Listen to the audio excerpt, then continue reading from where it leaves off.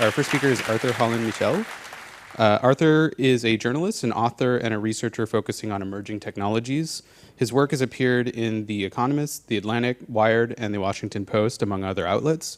He is the author of Eyes in the Sky, a book about aerial surveillance technology, published in 2019. He has conducted research for institutions such as the United Nations, the Red Cross, Chatham House, and he is a founder of the Center for the Study of the Drone at Bard College, where he served as co-director from 2012 to 2020. Arthur will be speaking on the title of his talk is I'm Afraid I Can't Do That, Unresolved Questions Around Agentic Refusal. If we get a round of applause.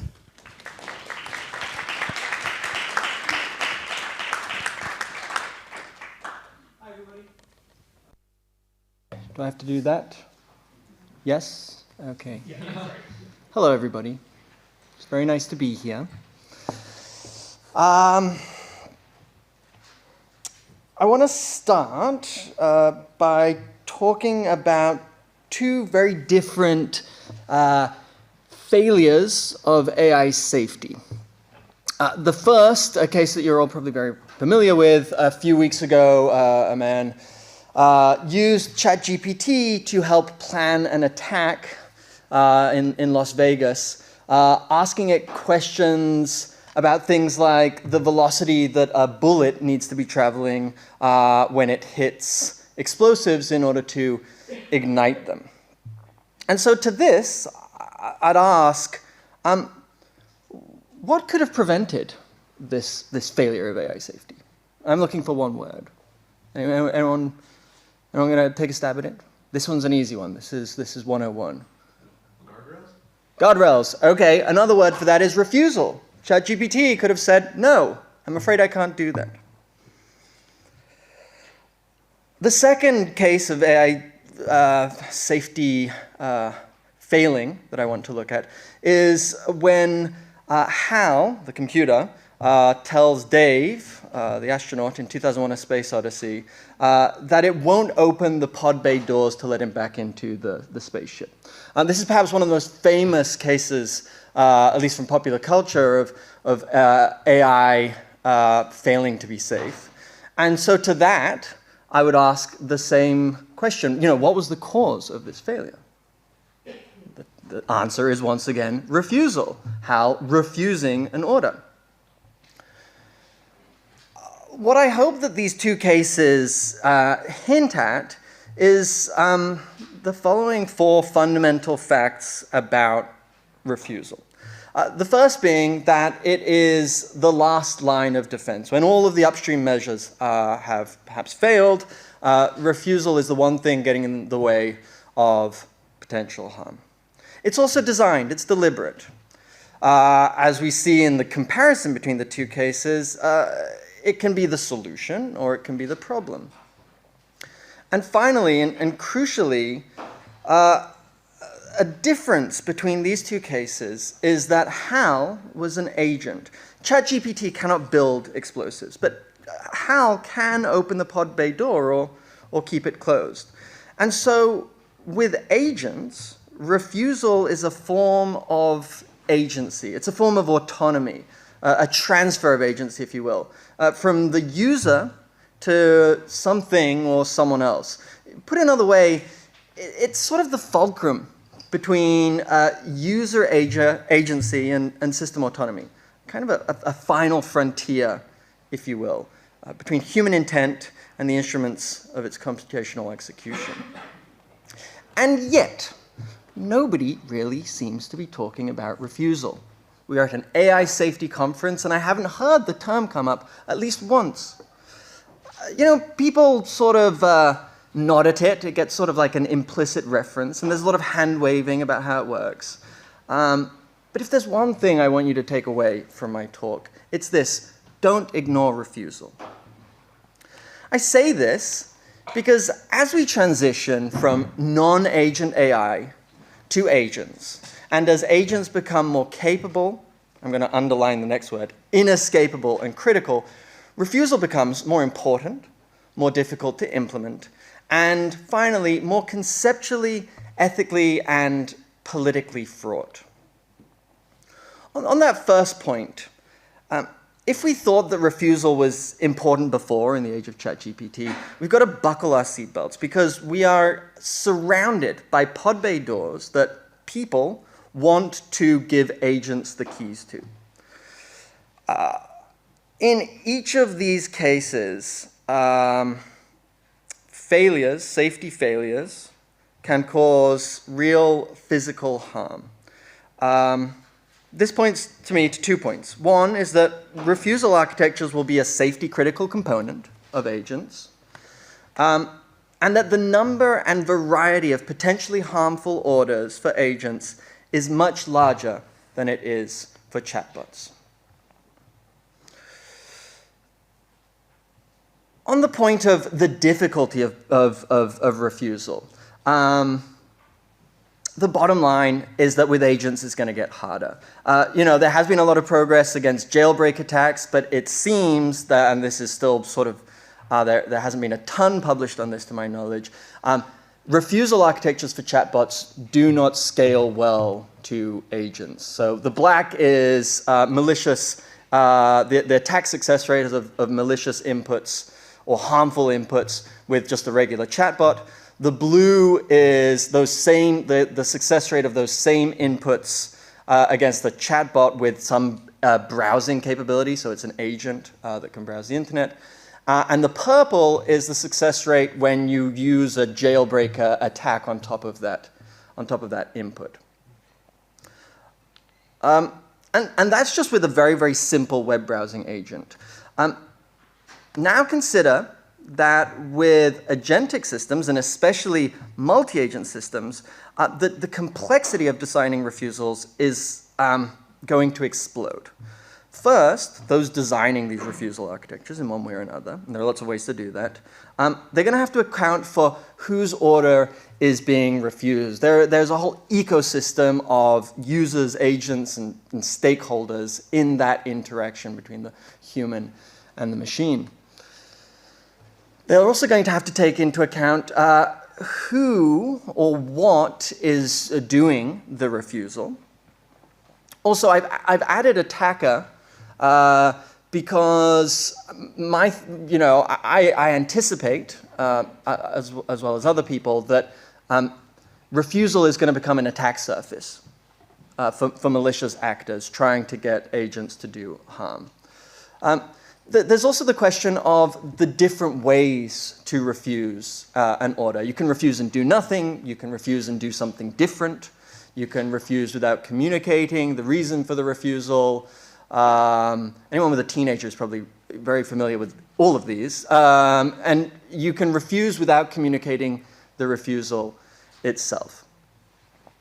There are also different times at which you can sort of engineer a refusal to take place. An agent can say, no, this input is not good, or it can find out during the course of the operation that what it's doing is something that it should refuse to do.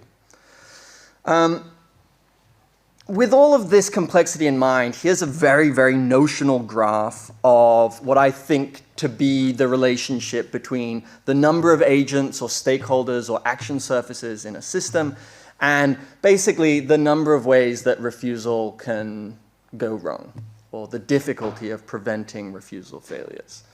Another way to think of this is that for any given system, it will always have in its orbit a very, very large unknown number of unknown harmful orders or inputs and corresponding or non-corresponding refusal failures.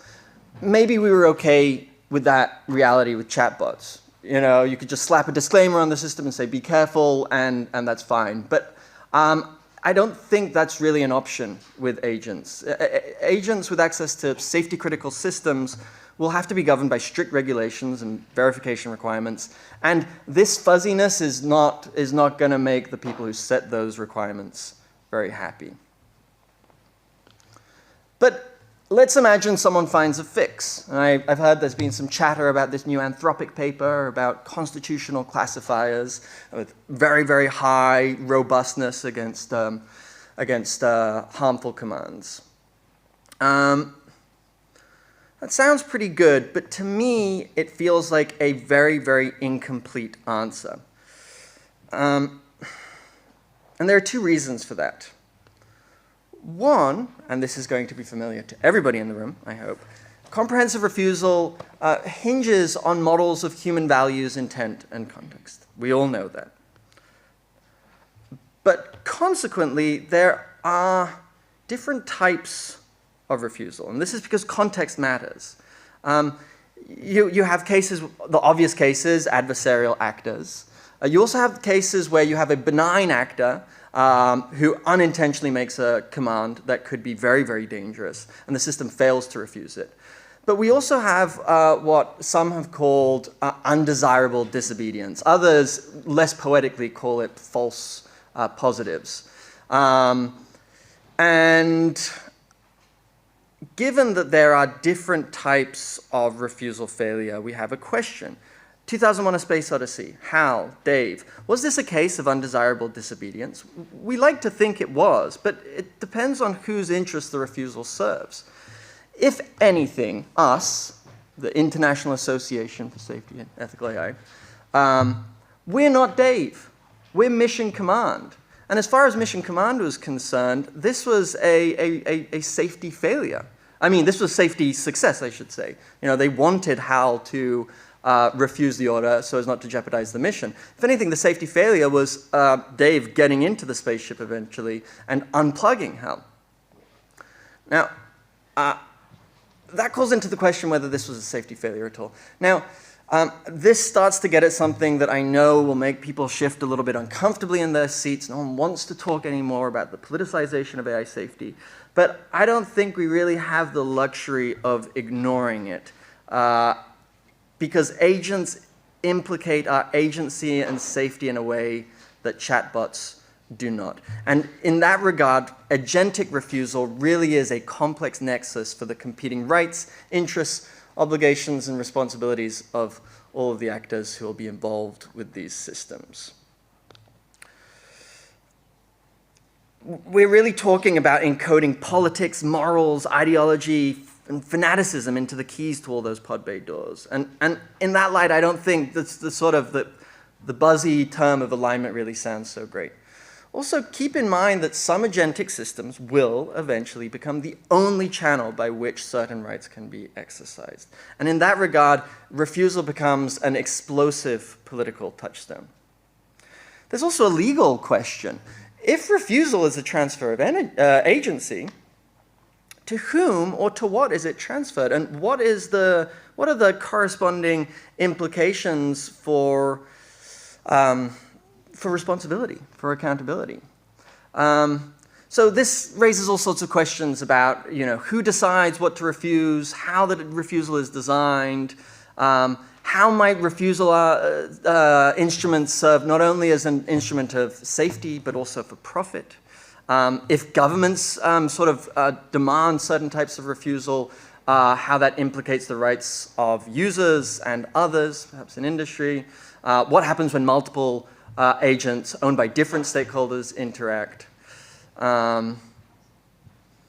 So given all of these sort of political and normative facts, these to me are the questions of what I would call an agency-centric research agenda. First, if refusal really is this final guardrail, what are the fail-safes against refusal failures? When is it appropriate or necessary to have an override capacity? Who gets that capacity and how is it engineered? And are there certain applications where systems should not have the capacity for refusal?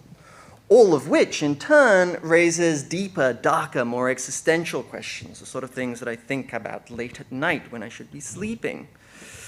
Questions around what the real costs and benefits of refusal are compared to other safety mechanisms. Is refusal perhaps, when you start to really think about it, a blunt tool for a delicate problem? In focusing on refusal, are we perhaps approaching the problem of safety backwards? Are we ultimately creating something that we cannot control? This all, to me, starts getting at what feels like a pretty cruel irony. That perhaps we've created something so capable, so formidable, that the only way to limit its harm is to relinquish the user's agency into the hands of the very thing that we're trying to control. And I'll leave it up to you to interpret what I mean by thing. Maybe I'm just rambling at this point. I got the 1-minute marker. Thankfully, this is my last slide. Maybe I'm making no sense at all, and I really should stop. But before I do, I just want to leave you with what is perhaps a crude analogy. Do we want a gun that can only shoot one bullet with each pull of the trigger? Do we want a gun that can fire repeatedly, but only when it is fired or aimed at certain people? Or do we want a gun that can't shoot any bullets at all?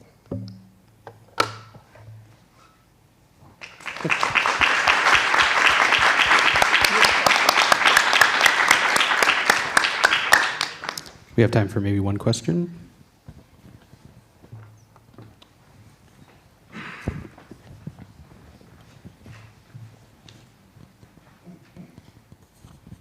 Yeah, thank you for your talk. You talked a lot about refusal, but you haven't mentioned over-refusal. So I'm curious about your thoughts there, especially if these models are trained to refuse a lot. They will tend to refuse lots of questions that can be controversial, but not necessarily harmful. And so engaging with these models becomes super, super non-interesting. So Yeah, absolutely. I mean, you know, it's an over-refusal is sort of another term for, you know, undesirable disobedience or false positives. To me, that idea further gets at this point that refusal is a very blunt tool. You know, you're calibrating the refusal architecture without knowing fully what is going to be asked of the model, and so you have to sort of engage in this foresight, this sort of future prediction exercise that is inevitably going to be imperfect, and then you have to make some very, very sticky and difficult decisions about how you calibrate. Do we go super cautious and then we lose market share? Because keep in mind also that a big reason, to my mind, why over-refusal sort of exists as a term is because companies don't want to make tools that users get frustrated with. They're very scared of losing, to my mind, market share because they're sort of overzealous with refusal. So again, I'm glad you bring it up because to me it's just further proof that it feels like an odd methodology for making these systems safe. All right. Let's thank Arthur again.